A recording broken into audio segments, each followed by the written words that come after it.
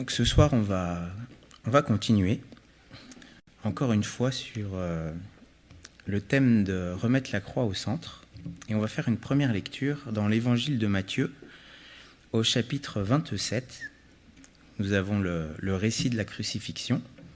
Et on va lire quelques versets qui nous parlent de la mort de Jésus.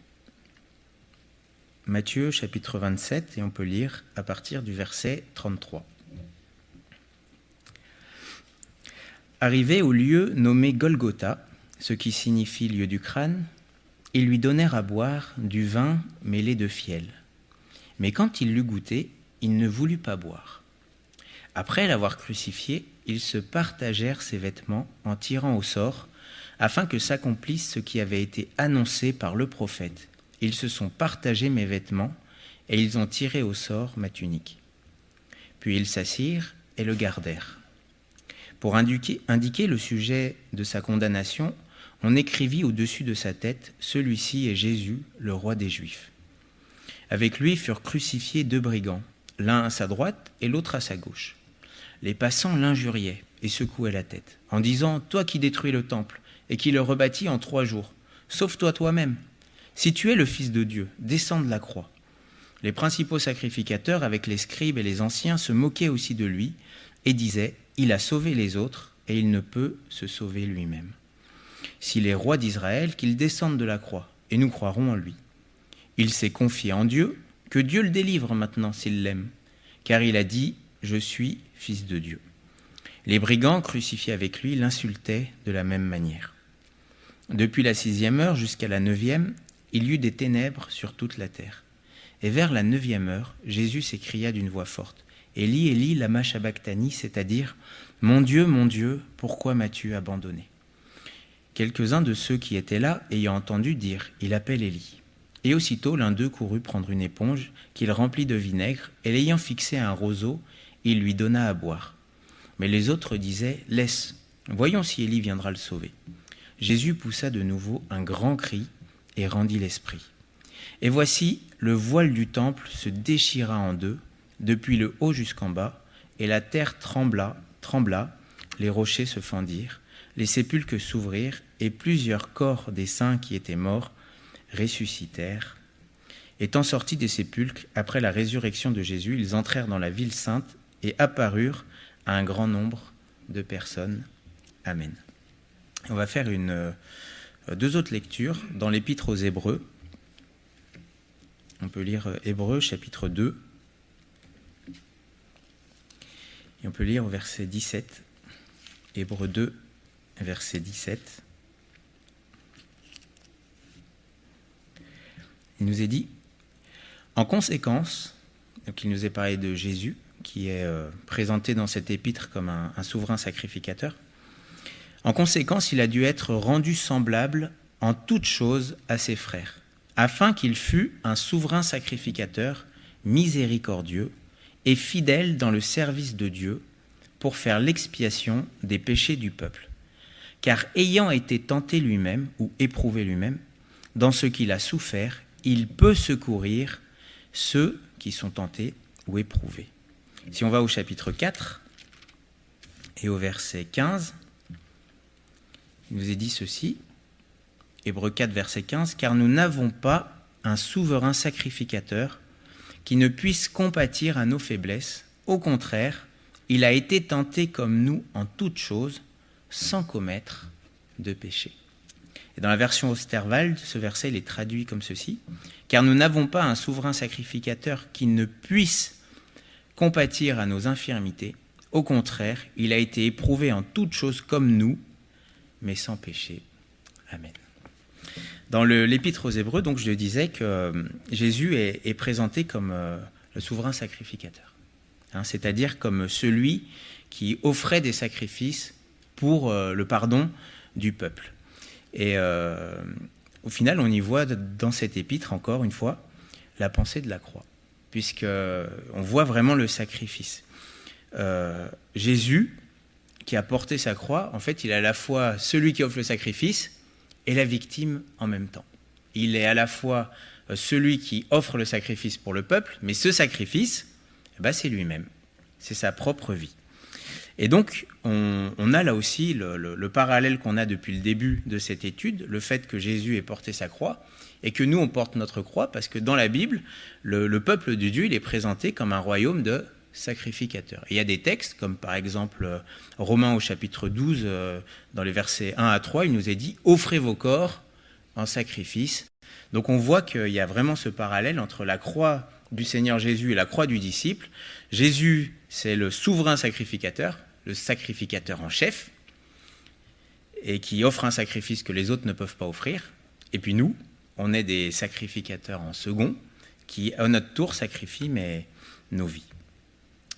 Et ce soir, l'aspect de la croix sur lequel j'aimerais qu'on s'arrête, c'est celui-ci, c'est que la croix, c'est une œuvre de souffrance, et on a lu, quand Jésus a été crucifié, il y a eu beaucoup de souffrance, mais c'est de la souffrance qui est permise par Dieu dans le but d'aider mon prochain. Une souffrance pour nous, pour le bien de l'autre. Et de suite, quand on regarde à la vie de Jésus, on voit qu'il y a beaucoup de souffrance. Même sa naissance ne s'est pas passée comme n'importe quelle autre naissance. Il a été reçu nulle part, si ce n'est dans une crèche. Et on voit que dès le début, on a voulu le tuer, que ses parents ont dû fuir en Égypte. Quand Ésaïe va parler de lui, dans le fameux chapitre 53, Jésus il est présenté là encore comme un agneau qui va être sacrifié. Dans Ésaïe 53, verset 7, quand il nous est parlé de Jésus, il nous est dit « Il a été maltraité et opprimé, et il n'a point ouvert la bouche, semblable à un agneau qu'on mène à la boucherie. Et une brebis muette devant ceux qui l'attendent, il n'a point ouvert la bouche. » Donc on voit que Jésus, là encore, un peu partout, est présenté comme l'agneau qui va être offert en sacrifice. Là, il s'est présenté comme un agneau qu'on mène à la boucherie. L'image, elle est sanglante.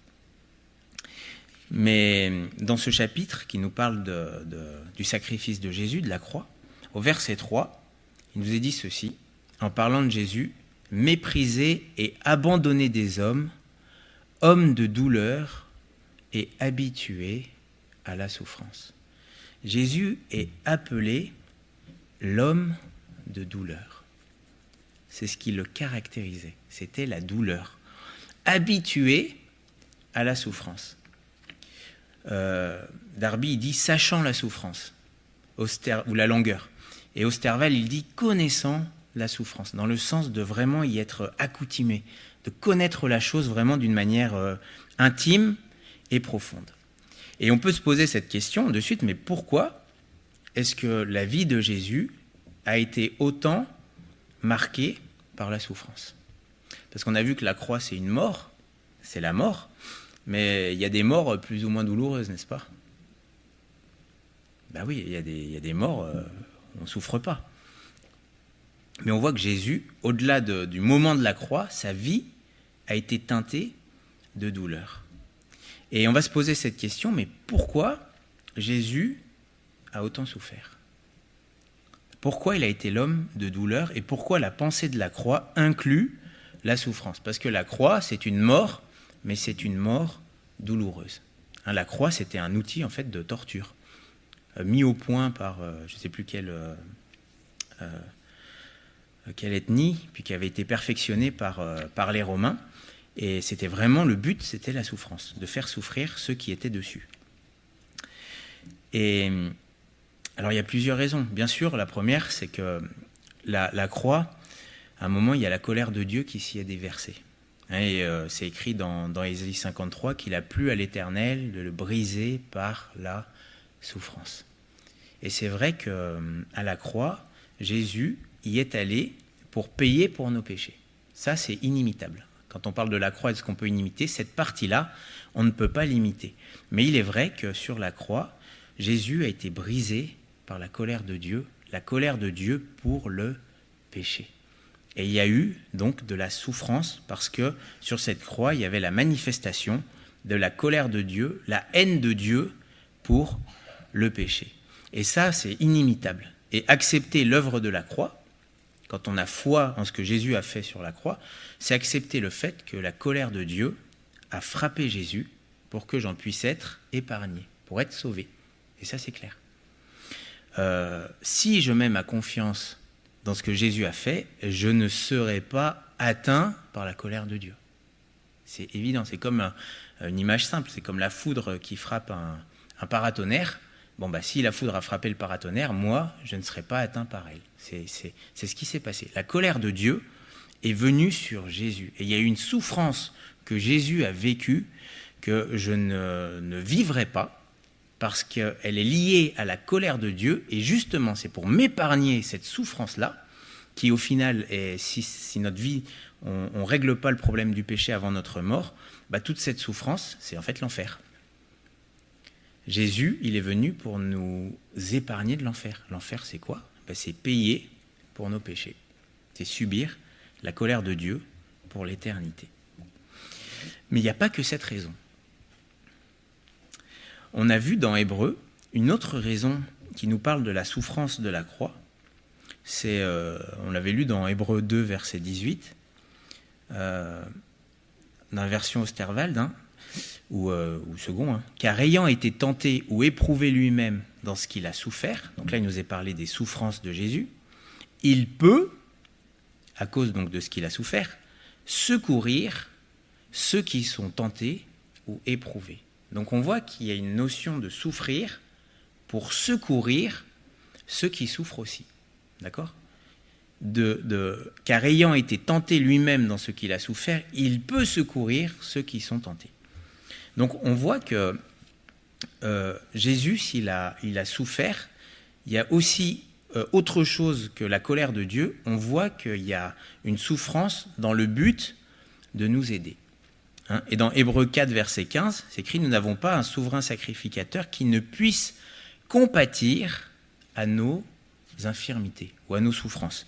Au contraire, il a été éprouvé en toutes choses, comme nous, mais sans péché. » Donc on voit que parce que Jésus a souffert, il peut compatir à nos infirmités. C'est quoi la compassion ? Avez-vous déjà eu de la compassion ? Compassion, ça veut dire souffrir avec. C'est ça compatir. Quand dans 1 Corinthiens 12, il est écrit « Quand un membre souffre, le corps il souffre avec », c'est la même racine que compatir, c'est le même mot dans le grec.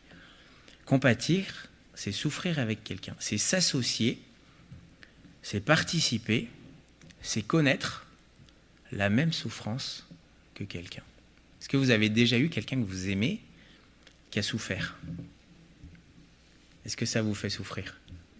C'est la compassion. Vous souffrez avec la personne. Eh bien, on voit que si Jésus a souffert dans sa vie, il y avait un but derrière, c'était qu'il soit compatissant avec nous. En fait, Jésus a choisi de souffrir avec nous. Dans d'autres prédications, on appelle cette réalité le brisement. Vous avez déjà entendu des prédications sur le brisement ? Oui. Tout à l'heure, dans Ésaïe 53, je ne l'ai pas lu, mais c'est écrit « Il a plu à l'Éternel de le briser par la souffrance ». Bon. Et en fait, quand on croit dans ce que Jésus a fait à la croix, ça consiste à accepter la vérité suivante, c'est que oui, je souffre, et je crois que dans nos vies, il y a des moments où on souffre. Oui, je souffre, mais Jésus a accepté de souffrir lui aussi pour participer à mes souffrances. C'est-à-dire qu'il ne nous a pas laissés seuls dans nos souffrances, lui aussi, il y a goûté, il y a participé, et il est compatissant. Et le fait que Jésus ait vécu toutes ces souffrances avant d'aller à la croix et pendant la croix, c'est celle qu'on a lue tout à l'heure, en fait, le fait que Jésus ait souffert ces choses-là que nous, on souffre, c'est une source de consolation et d'encouragement. Je vais prendre un exemple concret. Avez-vous déjà souffert dans votre corps ? Est-ce que vous avez eu déjà des moments où vous avez eu mal ? Vous avez des douleurs, mais même intenses. Ça vous est déjà arrivé ? Ouais, ça peut arriver. Et bien Jésus, il a souffert dans son corps. On a lu les clous dans les mains, quand il s'est fait torturer par le fouet, la flagellation. Jésus n'était pas obligé, mais il a souffert dans son corps. Ça veut dire qu'il sait ce que c'est quand vous souffrez, vous. Et quand vous souffrez, Jésus n'est pas dur, il est compatissant. Il sait ce que c'est parce qu'il a souffert, lui aussi, dans son corps. Est-ce que ce n'est pas une source de consolation de savoir que Dieu, le Créateur, a accepté de se faire créature et de souffrir pour nous comprendre, pour savoir ce que l'on vit, mais aussi pour nous aider à traverser ces moments et pour nous consoler. Il est compatissant. Avez-vous déjà souffert dans votre âme, au niveau des émotions? Eh bien, Jésus a choisi aussi de souffrir dans son âme. Il a reçu des coups, mais intérieurement. On voit sa famille se moquer de lui. On le voit que sur cette croix, on l'a lu tout à l'heure, les moqueries des uns, des autres. On voit qu'il a été humilié publiquement. Est-ce que vous avez déjà été humilié publiquement? Qu'on vous humilie aux yeux de tous? Je ne sais pas. Mais Jésus, il sait ce que c'est. Jésus, on ne l'a pas lu, mais à Gethsémani, il a été angoissé jusqu'à la mort. Est-ce que vous avez déjà eu des angoisses? C'est particulier, les angoisses. Des fois, on a même des gens qui sont angoissés à un point, c'est terrible. Jésus, il sait ce que c'est. Il y a goûté, il y a participé. Et ça nous a même dit que ces angoisses, elles ont été telles qu'il y a des grumeaux de sang qui ont coulé de son front. Et quand on en arrive à ce niveau-là, c'est qu'on est angoissé jusqu'à en mourir, en fait. Et on voit que s'il n'y avait pas eu l'intervention de Dieu à ce moment-là, dans le jardin, Jésus serait mort à ce moment-là. Et oui, les anges ont dû venir pour le fortifier, pour qu'il aille plus loin.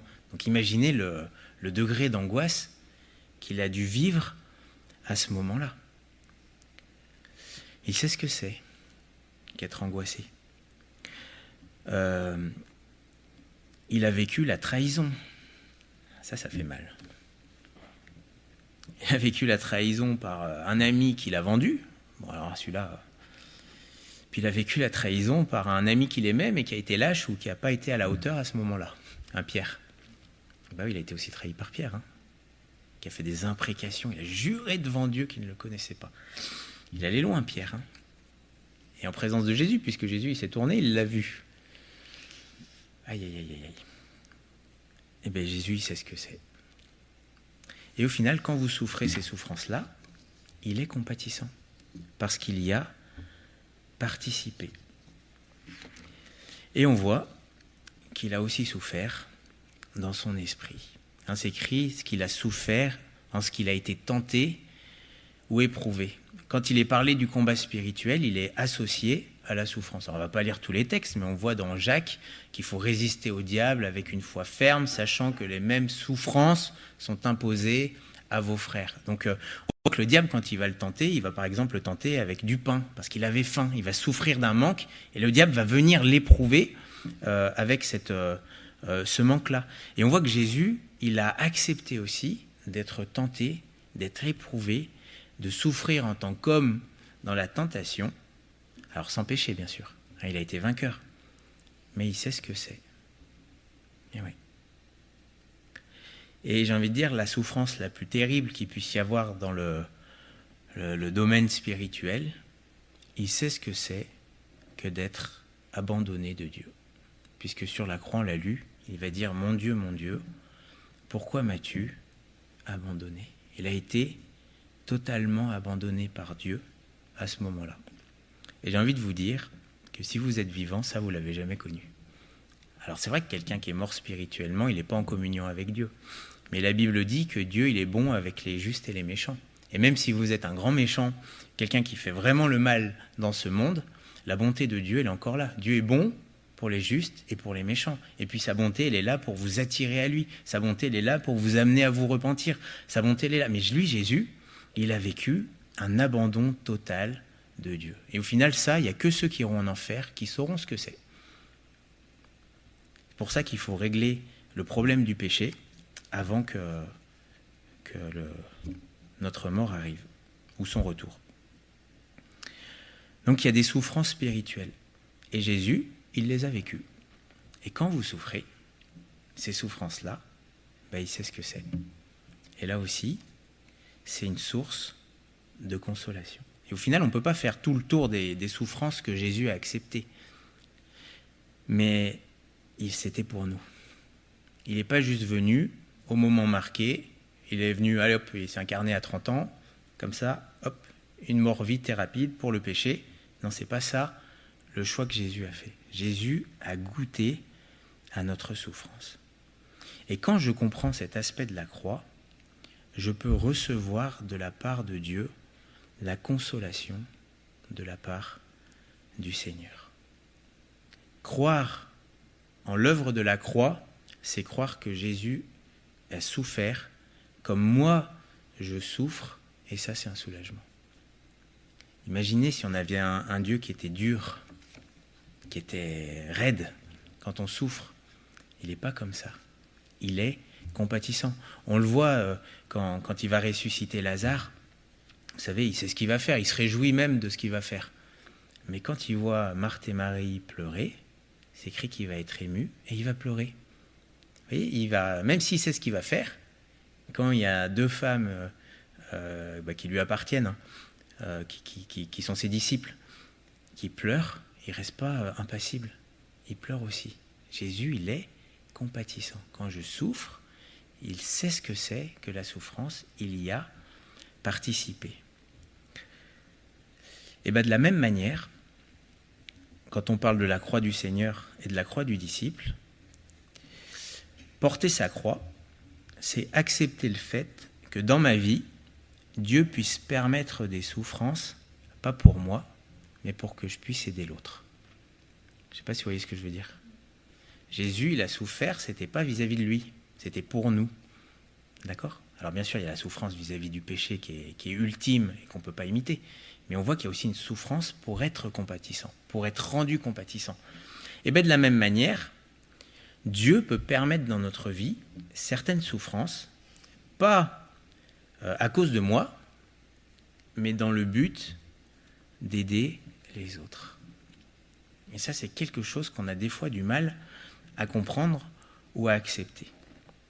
Alors la souffrance, c'est un grand sujet, on ne va pas faire tout le tour, mais est-ce qu'il y a des souffrances quand on pêche ?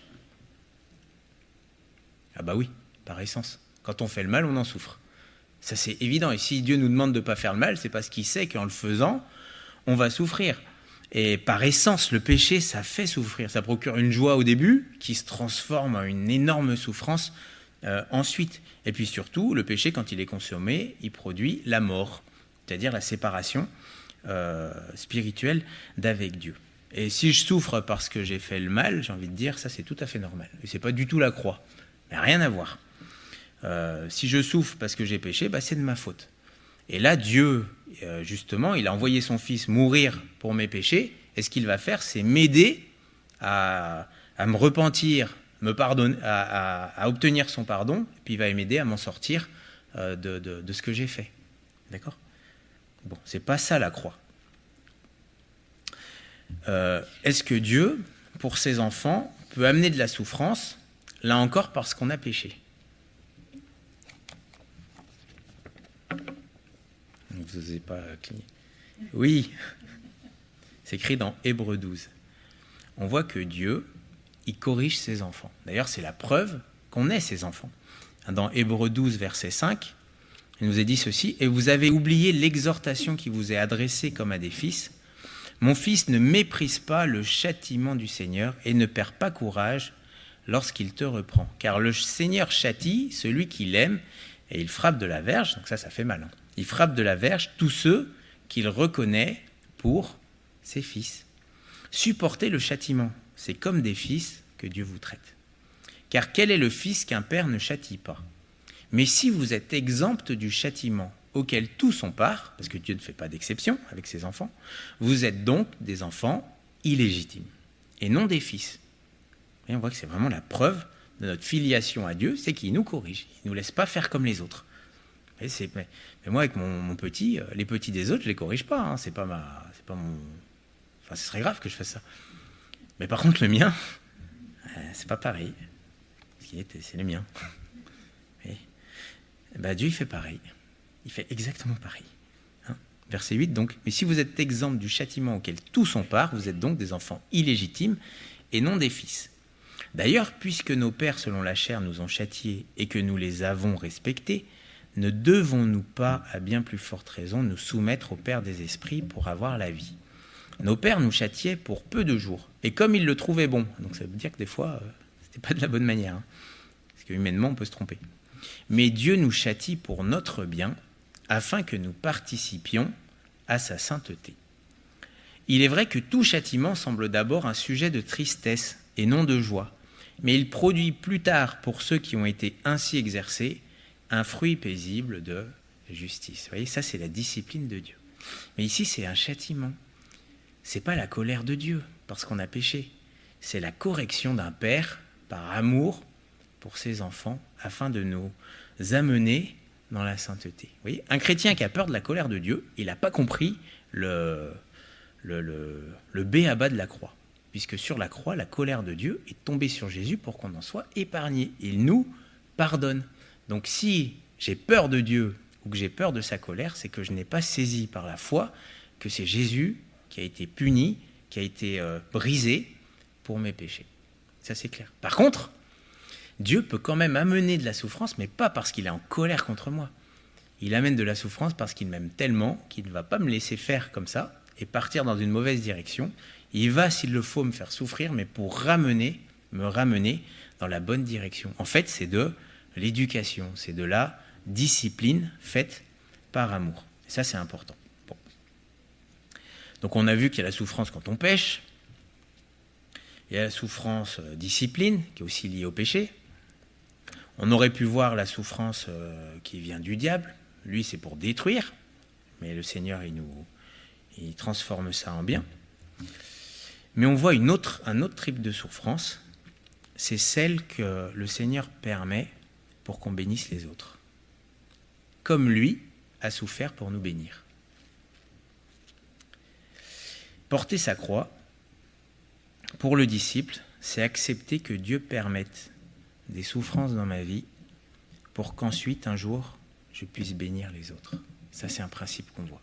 On va prendre un texte, c'est dans 2 Corinthiens au chapitre 1er, où on voit ce texte qui met en évidence ce principe. 2 Corinthiens chapitre 1er, verset 3, il nous est dit ceci.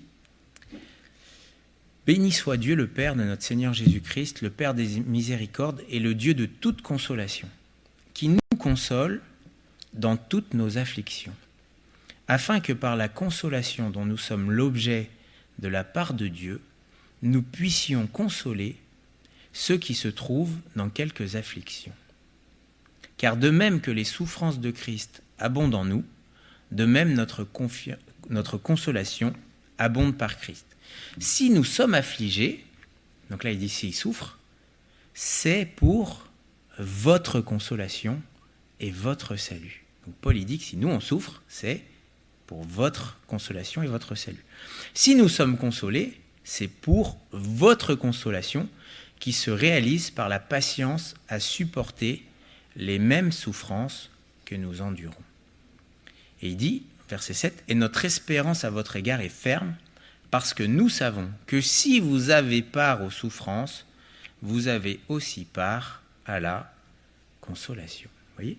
On voit un principe, on l'a lu au verset 4, on voit Dieu qui nous console dans toutes nos afflictions. Donc on voit que Dieu il est capable de nous consoler de toutes nos souffrances, parce que lui, il a tout souffert pour nous, afin que, le but, la consolation dont nous sommes l'objet de la part de Dieu, nous puissions, parce qu'avant on ne peut pas, consoler ceux qui se trouvent dans quelques afflictions. Donc on voit ce principe, le même que pour Jésus, il a souffert pour nous soulager, nous consoler. Dieu peut permettre qu'on souffre pour qu'on puisse soulager et consoler les autres à l'image de notre Maître. Et au final, on voit dans la Bible quelque chose de tout simple, c'est que quelqu'un qui est utile pour bénir les autres, c'est quelqu'un qui va souffrir. Ça fait peut-être pas plaisir, mais c'est la vérité. Si vous regardez les hommes de Dieu qui ont été utilisés, par Dieu et ils ont eu part à la souffrance. On voit Paul, n'importe lequel, Jérémie, Moïse, David, Daniel, tous. Ils ont tous été brisés pour être utiles. Et au final, c'est logique. Est-ce que vous avez déjà souffert dans votre corps ? Je reprends l'image. Est-ce que vous avez remarqué qu'après, on est beaucoup plus compatissant avec ceux qui passent par les mêmes souffrances que nous ? C'est fou comme on devient moins dur. Comme ce qui était dur a été brisé. Et qu'on devient plus compatissant, on peut plus s'associer à la personne. Et on peut plus, au final, la consoler quand on a vécu la même chose. Et ouais. C'est bizarre comme quelqu'un qui souffre dans sa famille, il va beaucoup plus comprendre ceux qui souffrent eux aussi de certaines relations difficiles. C'est dingue comme quelqu'un qui souffre matériellement, il va avoir beaucoup plus de compassion pour celui qui va souffrir dans ce domaine-là. Vous voyez ? La souffrance produit en nous de la compassion pour les autres et en fait elle nous permet de pouvoir consoler ceux qui passent par la même chose que nous. Et je pense qu'on est plusieurs à avoir vécu cette expérience, c'est que après avoir souffert, on s'est repenti parce qu'on avait été dur avec certaines personnes, parce qu'avant de souffrir, on avait été trop dur, où on ne pouvait pas comprendre, où on ne pouvait pas aider, afin que nous puissions consoler ceux qui passent par l'épreuve.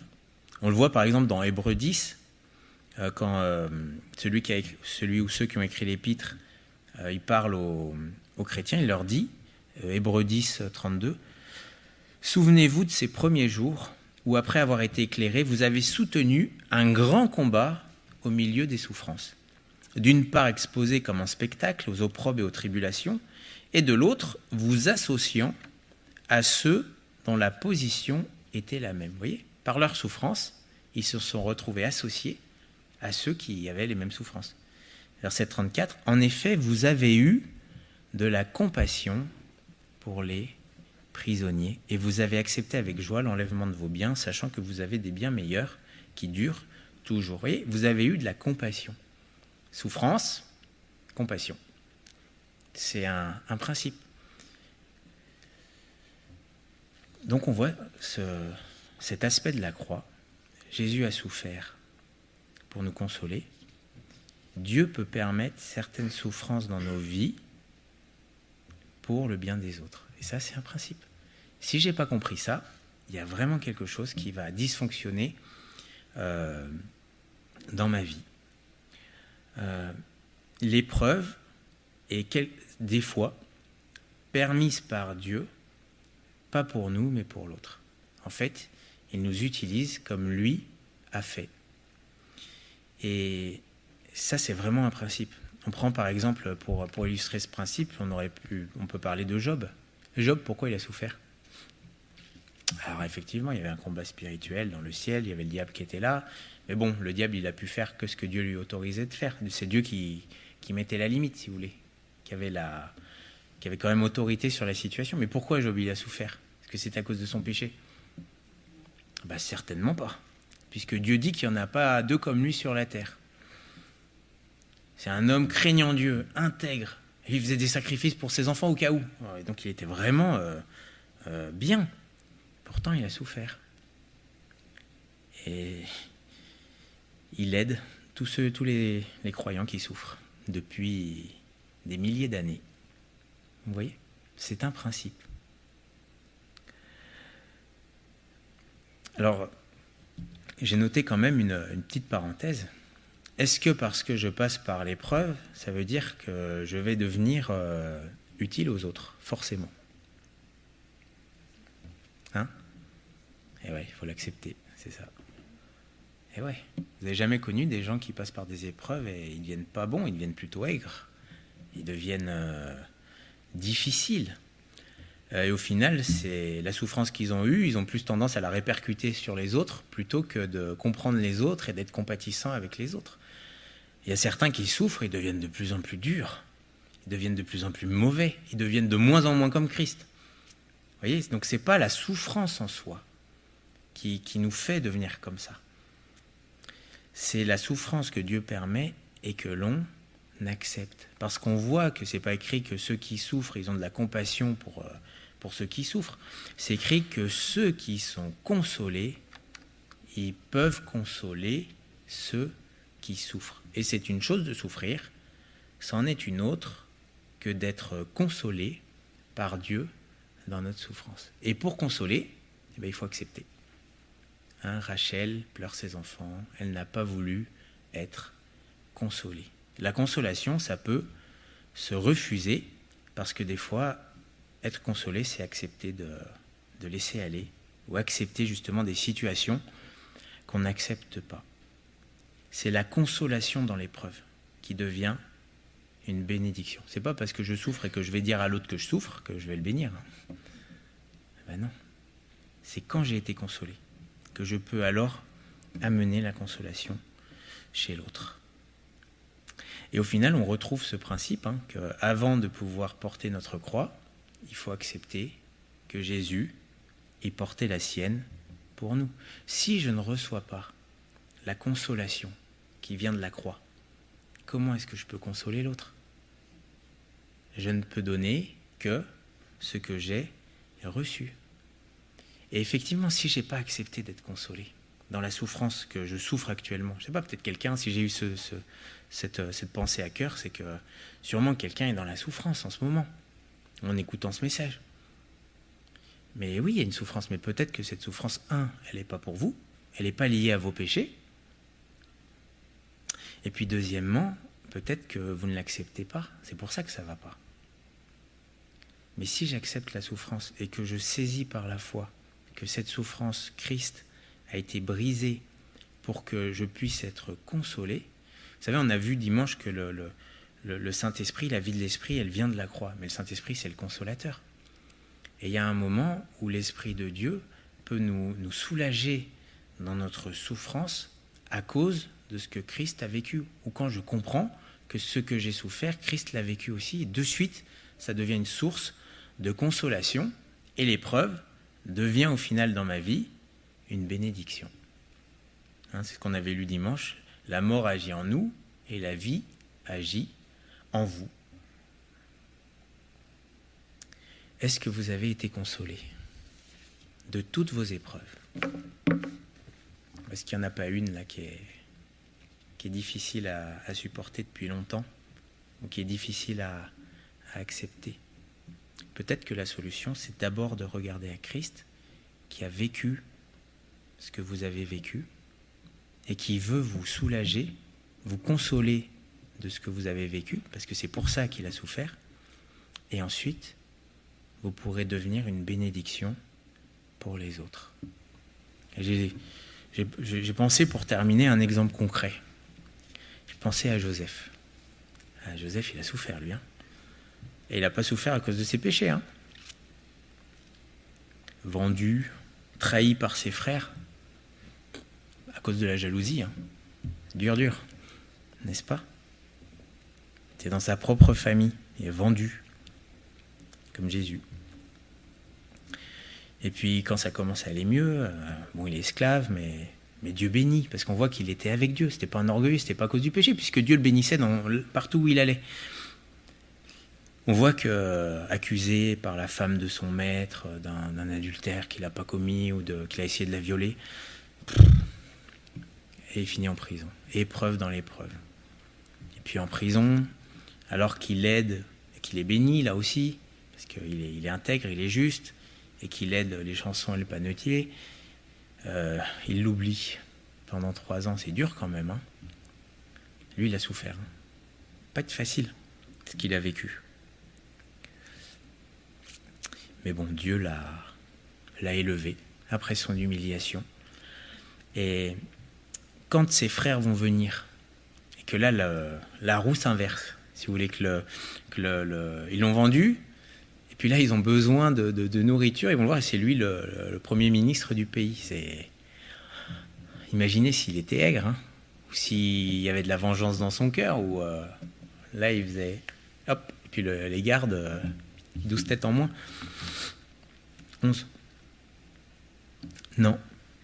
Quand il va se faire connaître à eux, on peut le lire, c'est dans Genèse 45, versets 3 et 5.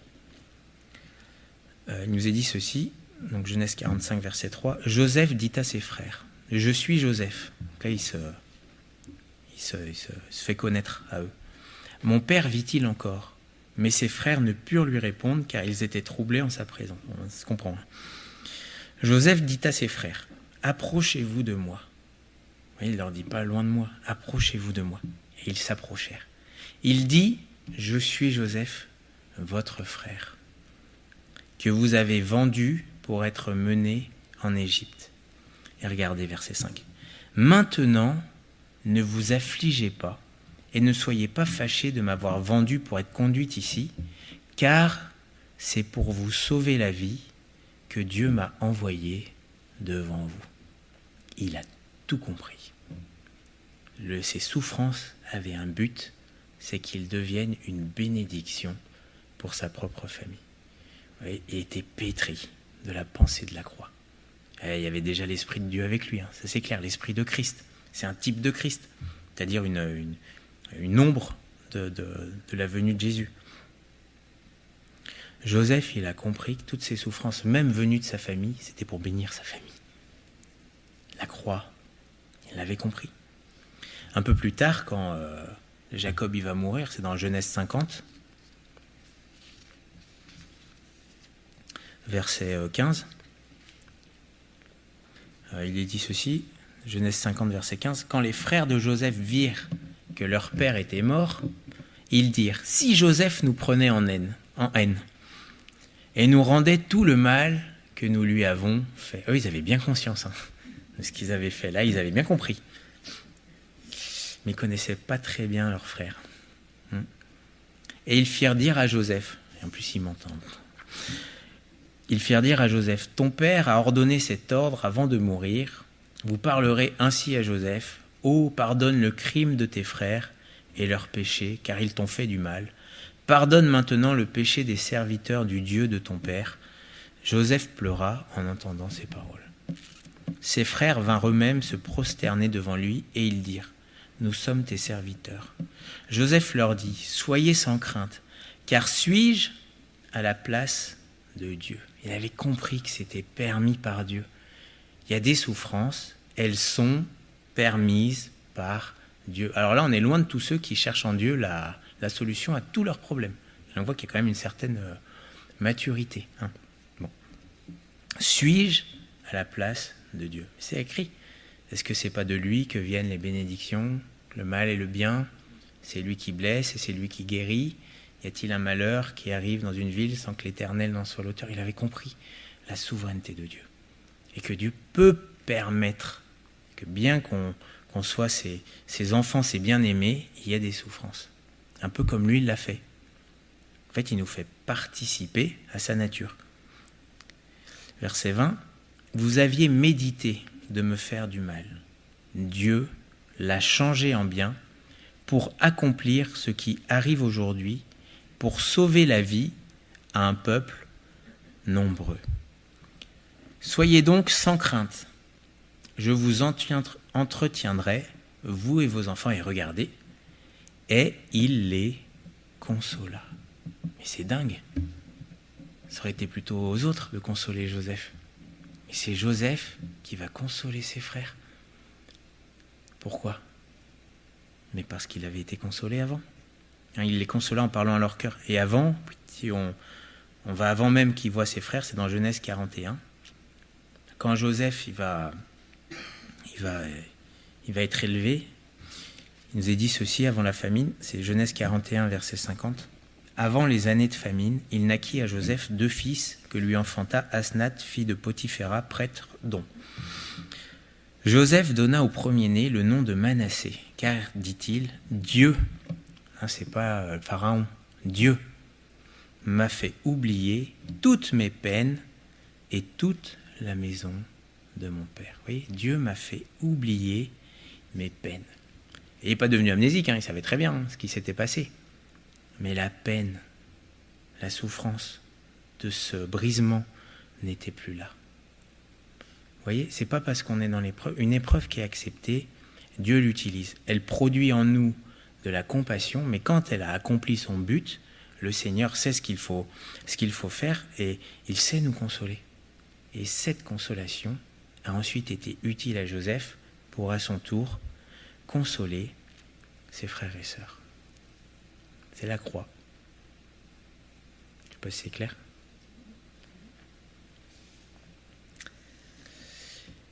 Et soyons concrets.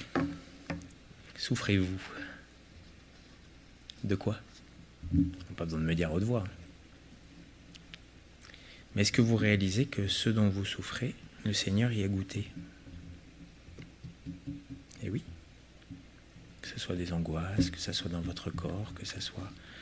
Mais est-ce que vous réalisez... Alors si c'est le péché, repentez-vous et demandez au Seigneur pardon et placez votre confiance dans ce que Jésus a fait. Ça, que ça soit que vous ne soyez pas encore enfant de Dieu, vous pouvez vous repentir et revenir à Dieu. Que vous soyez enfant de Dieu et que vous êtes en train d'être discipliné, eh bien, soumettez-vous à Dieu et puis le Seigneur, il arrêtera la discipline puisque justement, elle aura accompli son but. Il faut se repentir.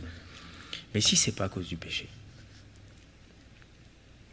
si c'est injuste, vous faites tout bien et pourtant il y a souffrance, souffrance, souffrance. Est-ce que vous réalisez qu'au final, vous avez la possibilité de marcher dans les traces de Jésus, mais il faut accepter que Dieu, dans sa souveraineté, puisse permettre des souffrances dans notre vie et accepter qu'elles ne sont pas là pour ni vous punir, ni à cause de sa colère, mais parce qu'en fait, il est en train de vous utiliser pour bénir les autres plus tard, ou maintenant. Mais il faut que vous soyez consolés. Béni soit Dieu, le Père de notre Seigneur Jésus-Christ. Et il nous est dit le Dieu de toute consolation. Vous voyez, il n'y en a pas une que le Seigneur ne puisse consoler. Il peut consoler de tout. Mais acceptez-vous que toutes vos peines soient consolées, mais pas consolées n'importe comment, pas en relativisant, consolées par l'œuvre de Jésus à la croix. C'est pas la même chose. Et oui. Et vous verrez qu'en acceptant ce processus, en réalité, après, quand vous serez une source de bénédiction et de consolation pour ceux qui souffrent, et que le Seigneur amènera sur votre chemin, comme il a ramené les frères de Joseph, au final, vous vous rendrez compte combien ça valait le coup d'accepter le brisement que Dieu permet dans votre vie afin que vous puissiez bénir les autres. C'est un principe, c'est la croix, un de ses aspects. Donc il faut accepter cela. L'acceptez-vous? Si vous l'acceptez, vous verrez. Il n'y a pas de favoritisme devant Dieu. Si le brisement agit en vous et que vous permettez à Dieu cela, vous verrez que Dieu vous utilisera pour consoler, bénir et encourager les autres. Et c'est vrai que quand avez-vous déjà rencontré des personnes brisées? Mais consolées. Mais qu'est-ce qu'elles vous encouragent? Quand vous voyez quelqu'un qui est passé par la même chose que vous et qui dit mais le Seigneur m'a béni, c'était bien, et en fait elle vous bénit, mais elle vous bénit, il y a quelque chose de particulier. La consolation, c'est particulier, hein. Ça vient de Dieu. Le Saint-Esprit, il l'appelait le consolateur. C'est pas pour rien, parce qu'il y en a des souffrances ici-bas. Mais de toutes, le Seigneur peut nous en consoler et les transformer en bénédiction pour l'autre. Mais on a quand même notre part, c'est l'accepter et accepter d'être consolé.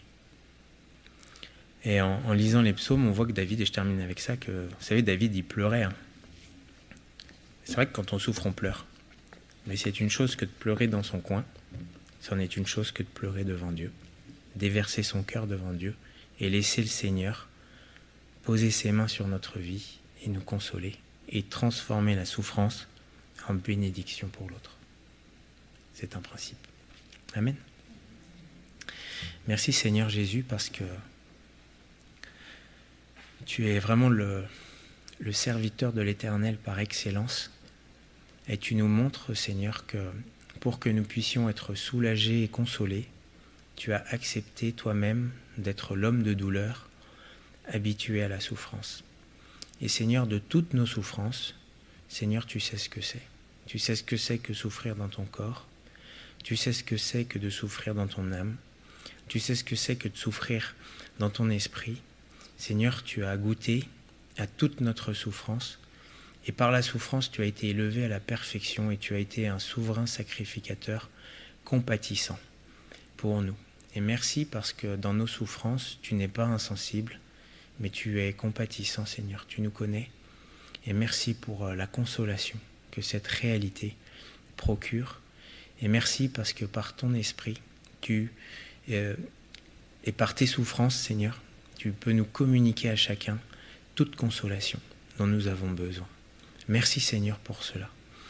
Je te prie pour mes frères, mes sœurs, que tu puisses, selon ta promesse, toucher leur cœur, Seigneur, et amener cette consolation surnaturelle qui vient de la croix dans leur cœur, et que tu puisses faire d'eux un outil de bénédiction pour les autres. Seigneur, c'est ce que nous voulons te demander tous ensemble dans le nom de Jésus.